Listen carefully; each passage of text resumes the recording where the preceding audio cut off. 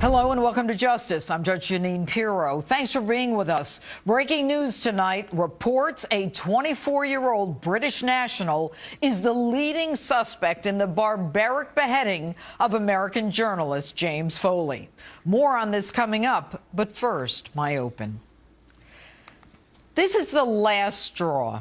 President Obama's response in both words and action to the beheading of American James Foley was so weak, wimpy, and pathetic that it's embarrassing.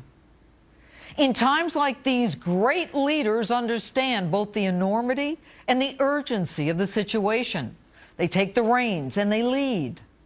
Not our president.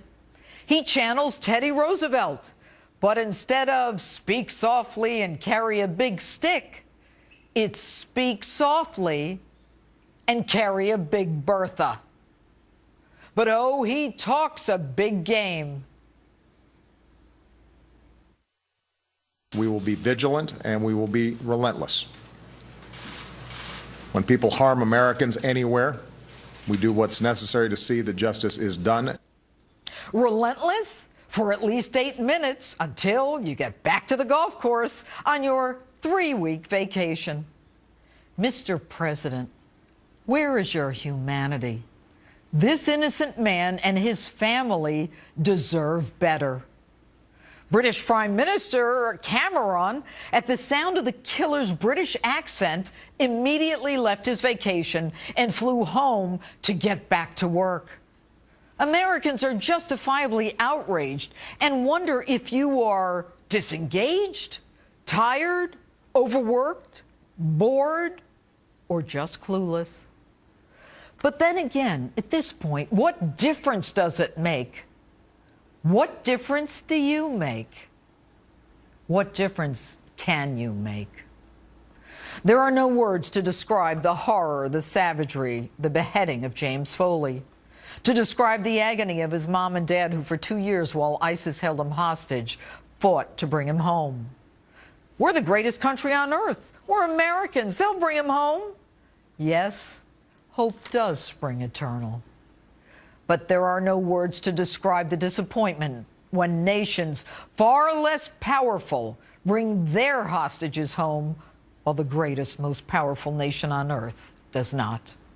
And there are no words to describe the anxiety, the panic, the loss of hope, the desperation, the moment ISIS emails how and when their son will die. No words to describe the finality, the animal hooded in black in the process of decapitating an American forced to his knees, his hands bound, his head pulled back. And you, Mr. President, fist bump your friends within minutes on the golf course?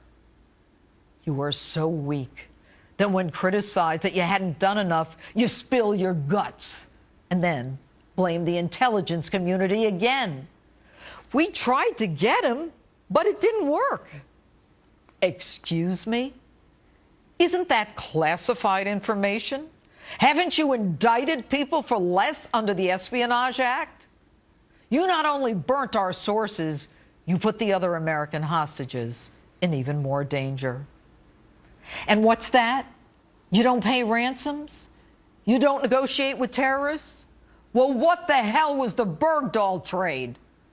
Aside from replenishing the enemy in a time of war, you violated not one, but 2 laws. If you don't negotiate with terrorists, what was John Kerry doing with Hamas? And why were you negotiating with Iran on its nuclear proliferation? Not only are the American people justifiably outraged, but even your own Pentagon disagrees with you. They at least understand the enormity of what's at stake. Hagel seems damn scared. They're beyond just a terrorist group. They are tremendously well funded. Oh, this is beyond anything that we've seen. Dempsey gets it. This is an organization that has an apocalyptic end of days strategic vision and which will eventually have to be defeated. But you're not going to act without your favorite line, the international community standing alongside us. Mr. President, Why do we need someone to stand alongside us? I didn't see anyone standing alongside James Foley. He was alone in that desert, his blood staining the sand. He was an American, our son. And you play golf. But hey, good news, you put Eric Holder in charge. Really? You want to prosecute these guys? Mr. President, you don't have a clue. This is an act of war. These are crimes against humanity. Why not just admit it? You don't want the job. You want the perks, the vacations, the golf. You don't want the responsibility. You can't make a decision. You live in a make-believe world colored with vanishing red lines. Well, that just doesn't cut it for us anymore. Stop being a spectator and start being a leader. What are you waiting for? What is your goal? And people like this ultimately fail. Wishing and hoping doesn't cut it. Hitler failed, but only after he killed 6 million people. If you do not have as your goal the destruction of ISIS, if you do not have the determination, the desire, and the stamina, then you need to leave. And I'm not talking about vacation. You need to leave the White House. Remove yourself from the most powerful position on earth. You are putting Americans on the wrong side of history, risking everything we worked for. But if you decide to stay, take a listen to what a real leader sounds like. I have nothing to offer but blood, toil, tears, and sweat. You ask what is our policy? To wage war against a monstrous tyranny never surpassed in the dark and lamentable catalogue of human crime. What is our aim?